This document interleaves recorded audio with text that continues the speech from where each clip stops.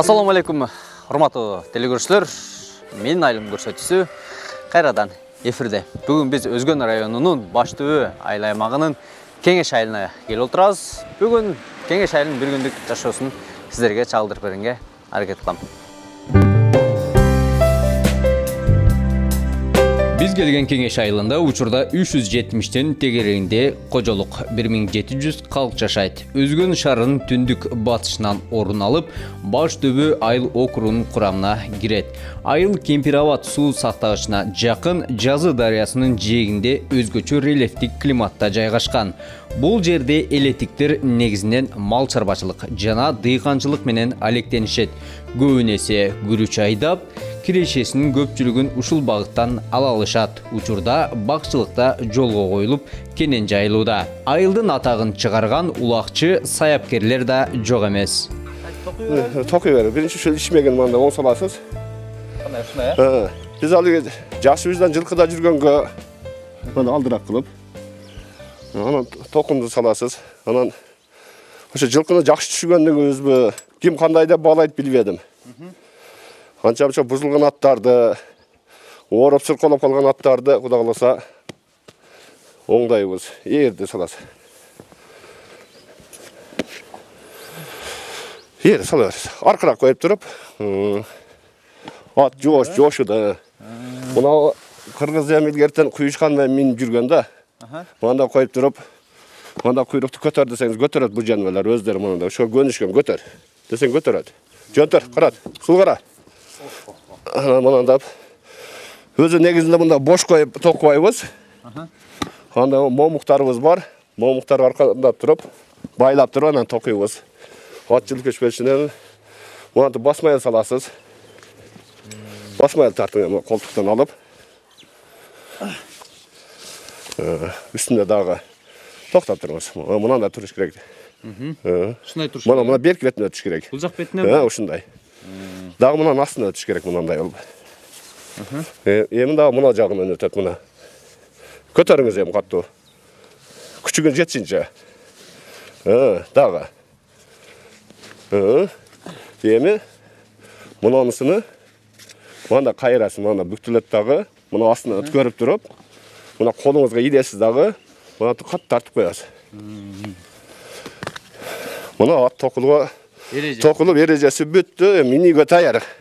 Каяка минип кетсеңиз эле жараша берет. Улак болсо улакка. Улак болсо улакка. Жылкы баласыны балаңдай бак, душмандын касыңдай чап деген жери бар да. Мингенде ушу душмандан катты миниш керек. Жылкы ошондо коркот да, үстүндө адам барлыгы чувствоо кылат. Анан бакканыңда балаңдан асырабыраак, азыраак кылып багышың керек. Бул күнү эртең менен 4 кубик кант жейт. Кум шекерди кадимкидей жейт. Ошону ошо ширен эсебинен мен ушунчалык даражага келип жошутуп, үйрөтүп койдум. Мына көрүп атасыңарга. Токтотсам токтойт. Бассам басат. Муну эч ким токтоталбай койгон. Токтоталбай койгон экен мен ушума карагандачы. Чапчы бар жогун теп, тиштеп, мына дуалга уруп, менин өзүм деле мына 2 дуалга 1-2 жолу урду. Мына дагы бир досум бар, күчтүү бала ол дагы. Ошол экөө атып эптеп, onu атына сүйрөп атып эптеп ат кылдык. 2 айда 60 күндө Кудайга сат болуп калды. Дагы бир 2 ай 3 айлыгы бар. Кечээки жыйындан бери жок, жакшы. Уят кылбастан мен тарбиямы алгандыгын өзү көрсөттү жыйындарда. Жыйына көрсөттү, улакта жыйындарды көрсөттү. Сорунга таштап бердиби? Она сорун ийгилиги, ана турбай кече келген ийгилиги. Кече ушуну алып келдим. Мамалагым. Ошо ийгиликке жетиштик кече. Уруксат болсо минип көрсөк? Бемурал минип көрүп, айланып көрүшүңө дагы уруксат бар. Эмнеге жок экен? Ого, бийик турбайбы? Бутуңдар. Мындайбы? Мына. Эми шарт кодарын атып эгардык. Бийик турбайбы? Бутун жетпейт экен. Бул камчылап келип берчи. О.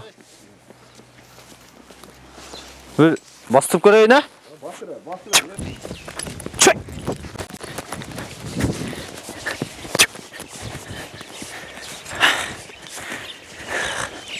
Сулуу кара деп бул атты Сайдыл агабыз бүгүнкү күндө мына сонун кылып улакка таптап коюптур.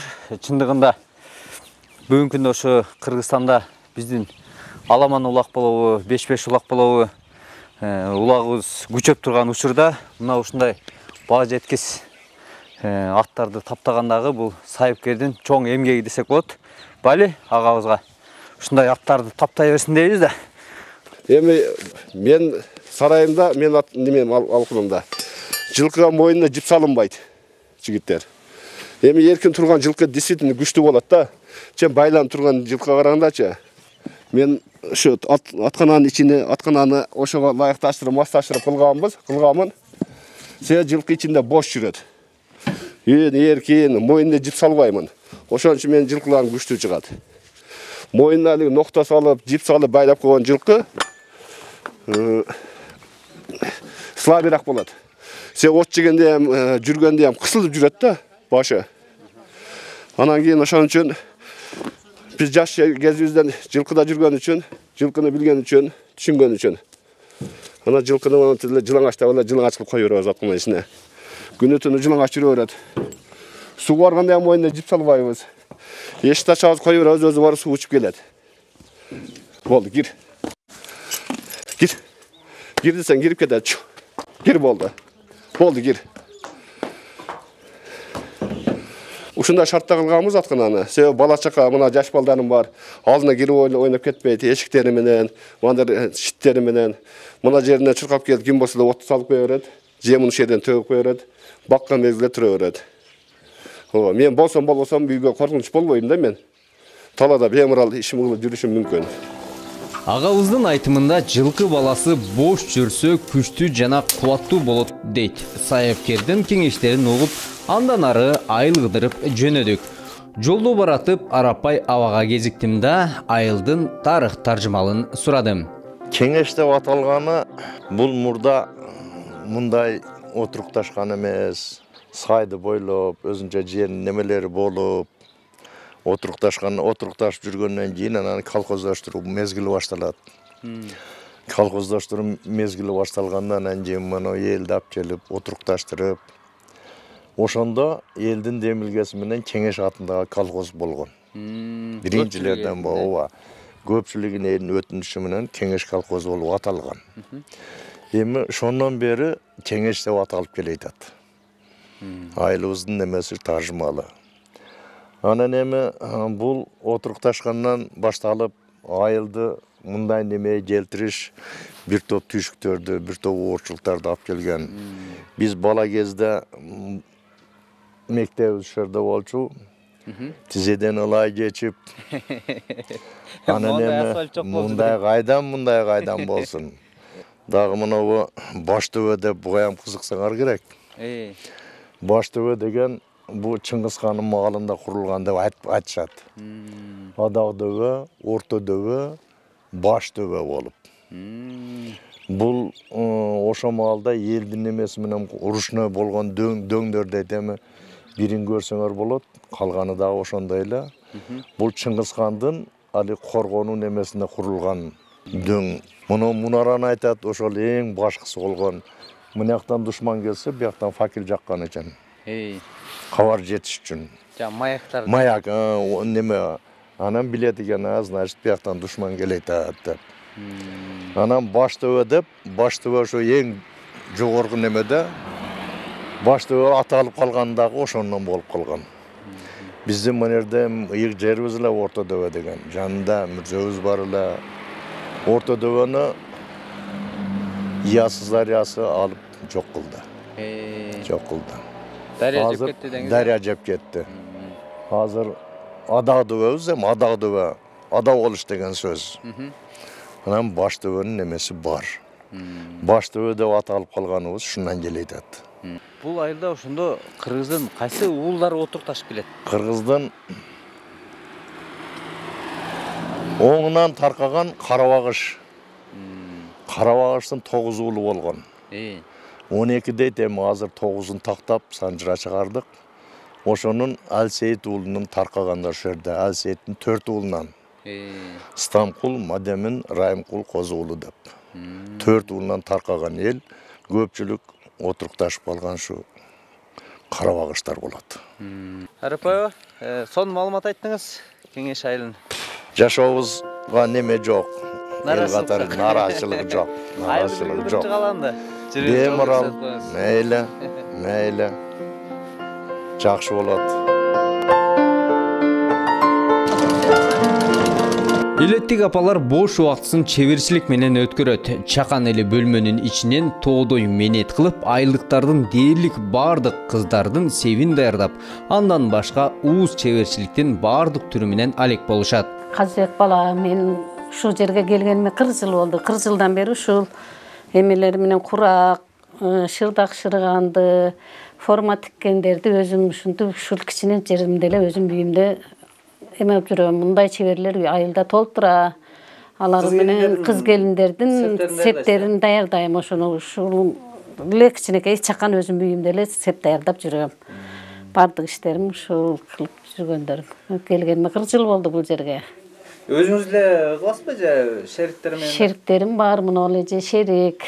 Ушул экөөбүз насылатташ, ушул экөөбүз көбүнчө кыз келиндердин септерин ырастап, форма заказ кылса формаларын тегебиз. 8 мартка жана андай балдардын 23 февралга форма десе ошолорду тигип иштешебиз ушул эле экөөбүз көбүнчө. Могу септи кандай кылып даярдап бересиздер? Буйртма келет? Буйртма заказ кылышат, ошол боюнча бир жолу атидо бүтүрүп бересиңер десе, ошону полный бүтүрүп беребиз. Баш аягынан бүтүрүп беребиз ошол. Септерди курап, төшөктөргө пакта салып, аларды да кабып бир жолу бүтүрүп беребиз. Даяр. Бул эми курактын, шырдактын бир өзүнүн жанагы жолдору, эрежелери, бир сырлары болот да. Албетте, сырлары болот. Мүмкүн булар унутта калып кетип атат да. Унутта калып кетип атат. Азыр жаш жалаңдар башка нерселерге кызыгып, мындай нерселерди кылган жаш жалаңдар аз да. Эми болсо керек, бирок муну иштетилишпейт, кызыкпайт, башка жакка кызыгып кетишет да. Бизге окшоп такай машинеге отурганга билбейм, азыр жаштарды айта албайм да. Туурусу. Эми биз баягы бала кезден ата-энебиз ушуга үйрөткөн экен. Мектептен дагы үйрөткөн, ата-энебиз үйрөткөн. Бул ата-энеден калган чоң эне, өз апаларыбыздан калган мурас да бул иштер.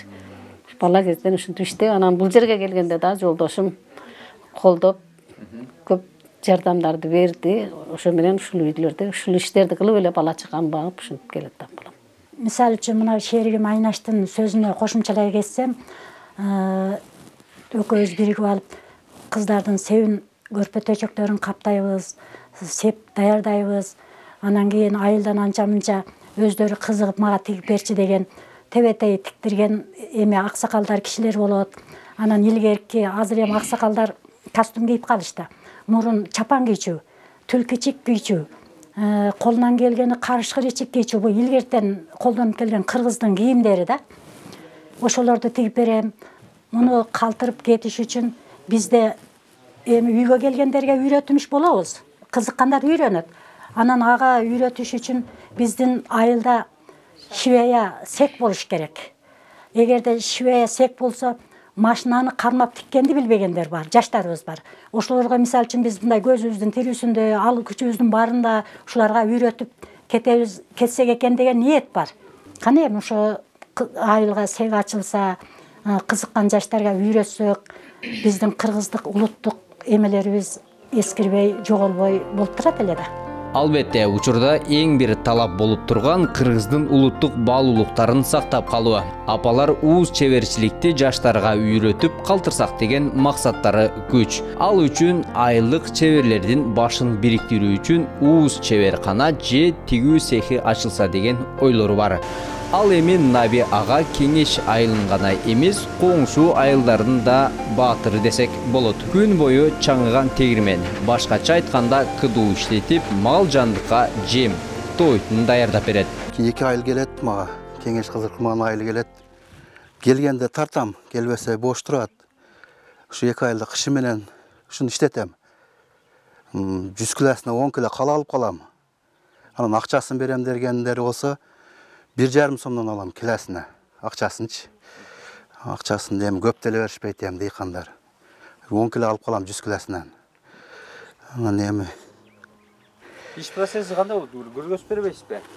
Ишти ушу мынеден каптап азыр бош алып келиштир. Мынедеге мешок менен алып келип беришет. Мынеге өзүм түшүрөм дагы. Ушул жерден тартам. Мынеден бияка салам, мынеден талкаланып, наркы мешокторго түшө беришет. бул тегермениңиз саатына канча тонна тартат? Саатына өзү 1 тонна чыгарыш керек да, саатына. Мына тартылгандан кийин мынандай болуп чыгат, майдаланып, мына мардеги менен. Шмака. Мардеги жокто ham тартабыз, арпа тартабыз.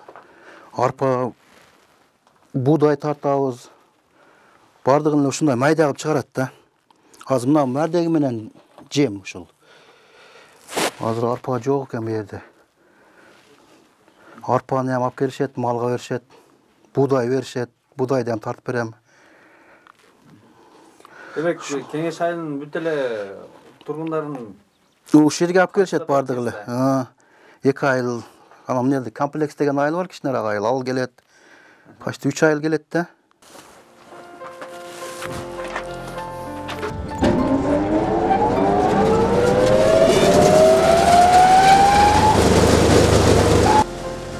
Найби аба убакытын текке кетирбесен жумушун улантты. Бир четтен карап олтурсаң чындыгында мээнети күч.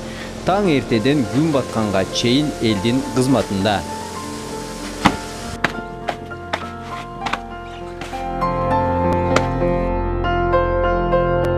Айыл кыдырып жүрүп, жума эжекебиздин үйүнө кирип калдым. Эжекебиз бул айылда жанагы кыргыздын суусунда болгон бозо даярдайт. Азыр мага бозонун кантип даярдалган жөнүндө айтып берем деп атат. Жумалешке. Кандай даярдалат, кандай болот? Анан бул бозо адамдын ден соолугуна кандай пайдасы бар? Ошо кенен айтып бербейсизби? Макул. Өзгөнүздүн күрүчүнүн 3-4-сү эми майдасы. Өзгөн күрүчүнөн бу. Ооба. Муну кадимкидей. Майдасынан, Ооба, кадимкидей эле шойладай кылып кайнатабыз, аны муздатабыз. Ылым-жылым болгондо бу өз колубуз менен жасалган буудайдын угуту, буудайды өндүрүп 3-4 күн, анан кийин жаркыл жактан өткөрүп алабыз. Анан бул кошулат муздаганга. Анан бул кошулат. Бул эмне? Бул бозодон чыккан тобу, даяр болгондо сүзгөндөн чыккан тобу деп коет, топ. Уюткусу. Уютку, жана ачыткы деген сыяктуу болот, ачыткысы. Анан ушуну үчөөнү кошуп, 12 саат дымдайбыз. Аралаштырып, ылым-жылымга аралаштырып туруп, 12 сааттан кийин даяр болду деп эсеп болот. Даяр болгондо буга сүзөбүз. Сүзгөндө бул бозо даяр болот. Азыр мага кантип сүзөбүз? Көрсөтүп бербейсизби? Макул.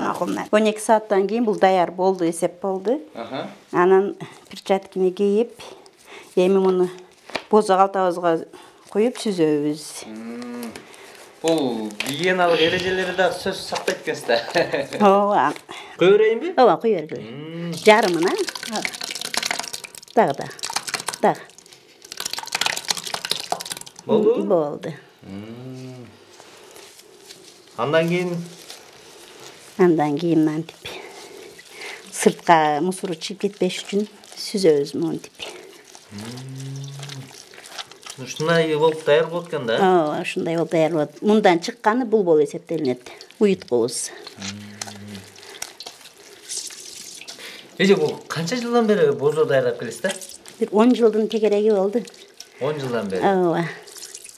Бул айылдагы элдердин баардыгы сиз даярдаган бозону аябай сүйүп ичсе керек, Ооба, ошентишет. Күз келгенде баштадыңбы бозо деп сурагандар көп болот. Майдын аягына чейин сурашат да. Өзүбүз бир жолу көнүп калганбыз буга. Ушинтип эзип олтура берет экенсиз да? Ооба. Колуңуз талкалбайбы? Кол таалыйт, анан ошо 9да окуган балама көбүрөөк күч келет. Аял киши билесиңер го назигирээк болот, сразу бүйрөккө күч келет да. Ушу. Азыр ушул жерден эжекебиздин мээнетин көрүп аткан көрүүчүлөргө айта кетерим, бозону даярдаштагы оңой эмес экен. Ошон үчүн бозону алып ичебиде сөзсүз түрдө баасын баалашпай эле, ыраазы болуп эле алып иче бериш керек экен. Мондай кол күчү, мээнети аябай күч экен. Эми буну ичип көрсө болобу? Болот.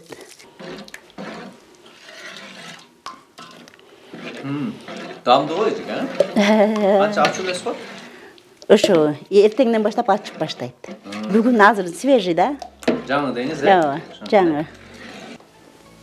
Кыргыздын суусундугу даяр болду. Дастрахун койсо көрүк начып, Ооба.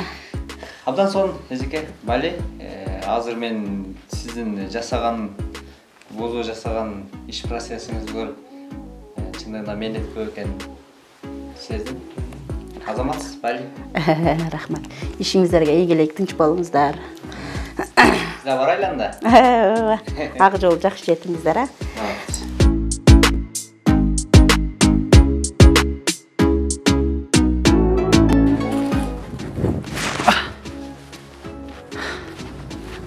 Азыр бул айлыктардын айтымында өзгөчө багбан агабыз бар экен. Азыр барып жеринен таанышып көрөлүчү, бага кандай болду экен. Бизден алыстамай жок.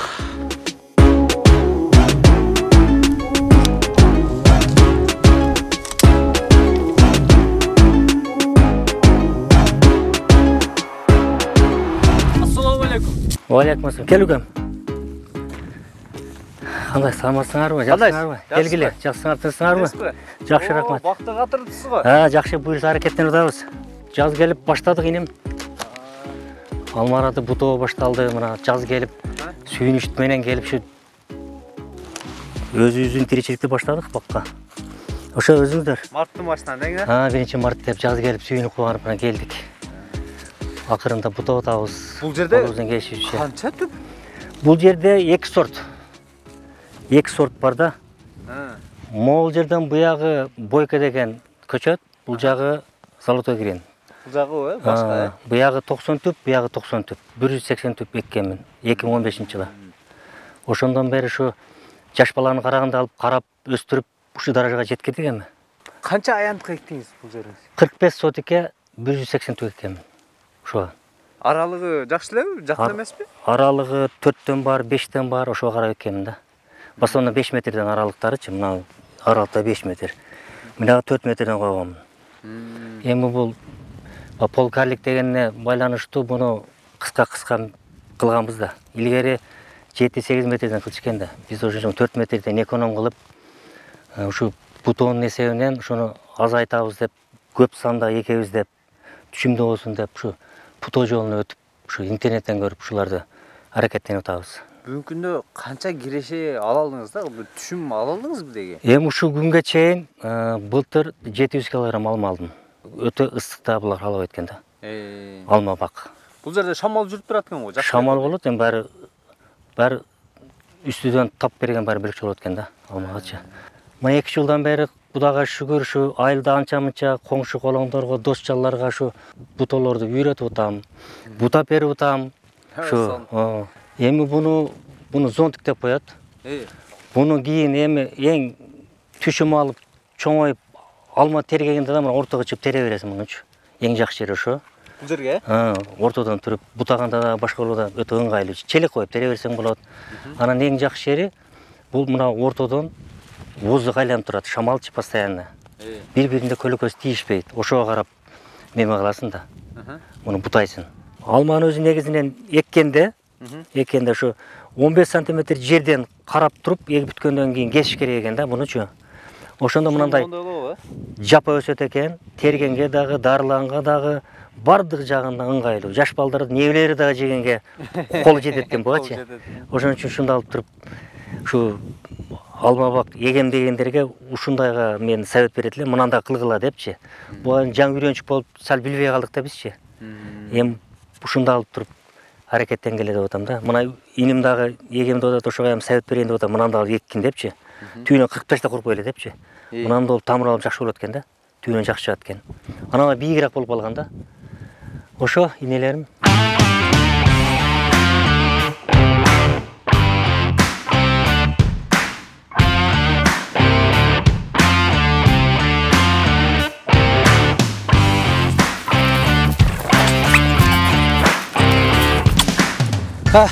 Агабыз айткандай, кыштын камын жазда көр дегендей, аз да болсо дагы кышкыга агабызга отунга жардамдашып койдум. Бакчылыгы менен тааныштым дегендей. А биз болсо айлы кыдырып отабыз. Кеттик.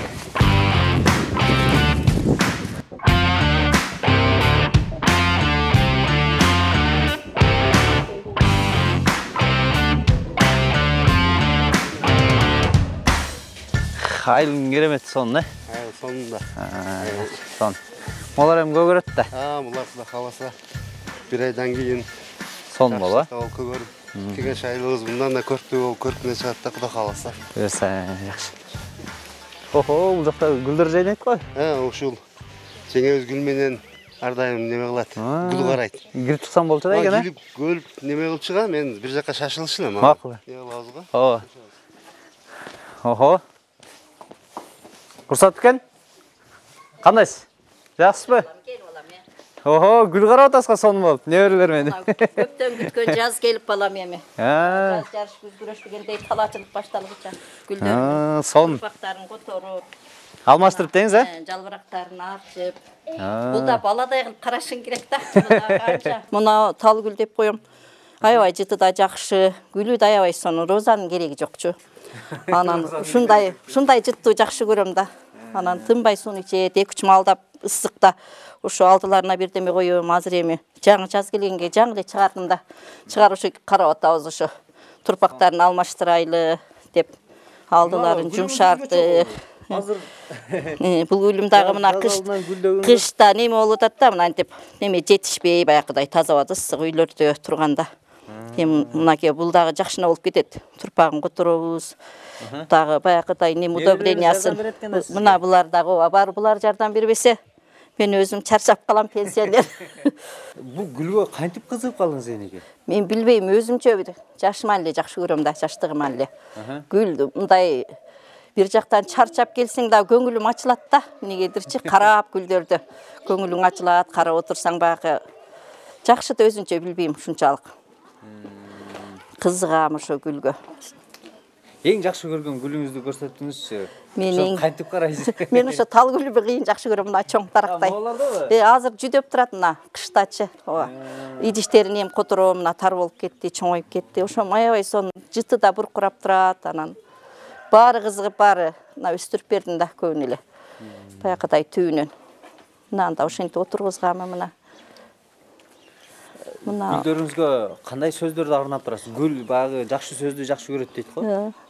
Ой келип арчы, ой мынча сонун гүлдөгөнсүң, дейм, саргайып калса, сага неме керек экен? Сен саргайып калыпсың, удобрение берейин.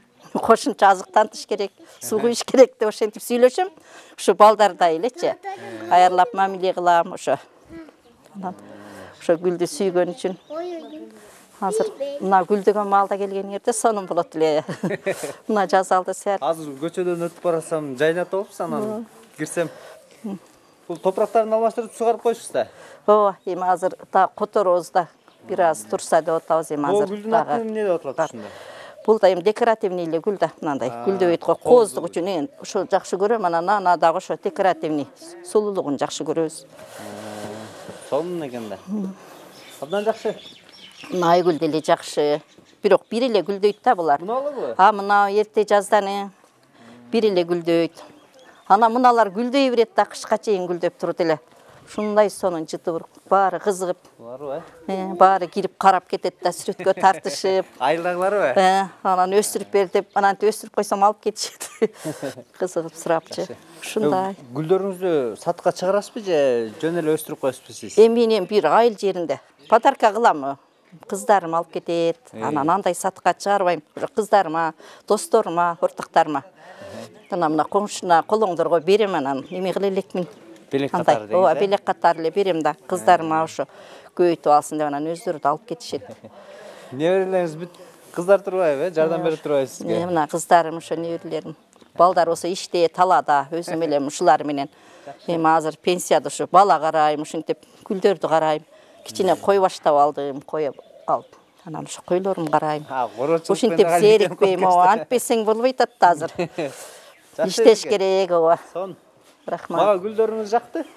Макул анда эжеке, жумушуңузга тоскоол болбойн анда. Макул, рахмат, жакшы баргыла болам. Ден соолуктуу болгула мына.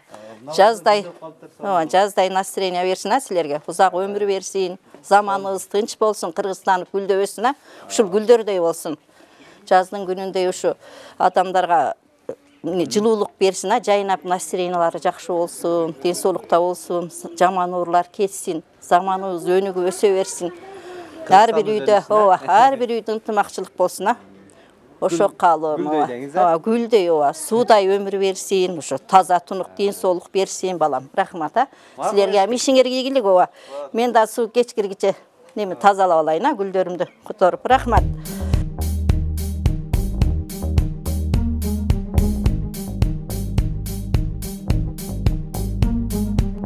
Кеңеш айылында жүрүп, 14 жаштагы Дастан жолуп калды. Дастанга азыр столдун бети толтура медалдары турат. Ошолор жөнүндө маектешебиз. Дастан, бул ийгиликтердин башаты кантип башталды? Канча жашында ошо тренировканы баштадың да?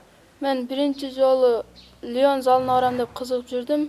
Андан кийин Канча жашта болдуң? 9 жашта болдум. 9 жашта анан Адахан деген акам залга барып калды, ушу космос залына. Космос залына барып жүрүп, мен дагы бас барып залга барайлы деди. Анан мен залга баргандан кийин ошо космос залы жабып калып, 9 жашымдан баштап залды баштадым. Демек 5 жылдан бери залга барат экенсиң, э? Кикбокстун башка спорттун түрлөрүнөн айырмасы кандай экен? Эмне үчүн сага ушул жабып калды да? Кикбокс мага тепкени урганы жабып калды. Кикбокста стойкада урушуп, беркилерде болсо басып алып урасың, ММА'де кикбокс мага өзгөчө залга барганда эле кикбокс жабып калып, анан ошо кикбокс залында калдым. Кыргызстанда ошо кайсыл жерлерге барып, ошо мелдештерге катышып келдиң да? Кыргызстанда Ошко бардым, Жалал Абадка бардым, Арсланбапта, Базар Коргон, дагы өзгөндө көп жактарга бардым. Арсланбап. Чет өлкөгө кайсыл жактарга? Чет өлкөгө Өзбекстанга бардым. Андижан шаарында международный турнир өттү. Международный турнирде 4 бой өткөзүп, 4-өндө тең жеңип, биринчи орунду алдым. Өзүңдүн салмагындагы өзбек спортчуларындагы уткан экенсиң анда, ооба. Муну кайерден алгансың муну? Муну кече 26-27 февралдарда Ошто международный турнир болду. Алиф спорт клубу өткөзүп, ошол жерде 3 бой өткөзүп, 3-өндө тең биринчи орунду алдым. Кече жакында эле, быйыл, э? Өткөн 26 февралда. Ошо биринчиликти алдым. Биринчи орунду алдың, э? Мойнуңда турган тааныштырып өтпөйсүңбү? Бул Центральный Азия болду Арсланбапта. Арсланбапта биз 10 күн тренировка кылып, даярланып, анан ошо Арсланбаптын пансионат деген жеринде бой өттү. Бойдо 3 бой өткөзүп, финалда өзбекстандык менен чеп, финалда өзбекстандыкты утуп, ушу Центральный Азия болдум. Биринчилик, э, бул дагы? Биринчилик орну. Абдан жакшы. Сонун, азаматсың, бали. Алдыга кандай максат коюп атасың эми, Дастан? Азыр 14 жаштасың. Дагы келечегиң алдыда. Кудайым буйрса мен олимпийский чемпион болом деп үмүттөнөм. 17 жаштан кийин Кыргызстан чемпиону болот. 17 жашта республиканы уткандан кийин чемпионат мирге барасың, Азияга барасың. Азияда утсаң чемпионат мирге, чемпионат мирди утсаң олимпиадага барасың. Ошондо олимпиаданын чемпиону болом деп үмүттөнөм. Ниет кылып атасың, э? Урматтуу достор, чындыгында азыр Дастандын алдыга койгон максатын угуп, мен өзүмчө аябай толкунданып атам. 14 жаштагы бала келечекте кыргыз желегин желбиреткен, дүйнөгө дүңгүрөткөн олимпиада чемпиону болом деп ишенимдүү түрдө кенен олтуруп айтып аткан бир жагы сыймык десек болот. Азаматсың, Дастан, чындыгында ушундай жеңиштерге жетиш дагы бул чоң менет. Анан машыктыруучунун дагы эмгеги зор. Албетте ага дагы ыраазычылык билдириш керек. Бали? Дастан, жаш болсо да максаты чоң. Бош убактысын короо иштери менен алек болуп, атасына жардам берет. Келечек жаштардын колунда дегендей, бул айылдагылар бош убактысын көбүнесе спортко арнашат. Кичи футбол аянтчасында топ тээп жаткан балдарды көрүп, бали дедим. Албетте, айылдар өнүксө өлкө өнүгөт. Мына ошентип Кеңеш айылына болгон бир күндүк сапарым соңуна келип чыкты. Мен айылым көрсөтүүсү сиздер менен болду. Кийинки эфирден көрүшкөнчө аман болуңуздар. Өз айылыңызды мен айылым көрсөтүүсүнөн көргүңүздөр келсе, экран алдындагы номерлерге байланышыңыздар. Аман болуңуздар.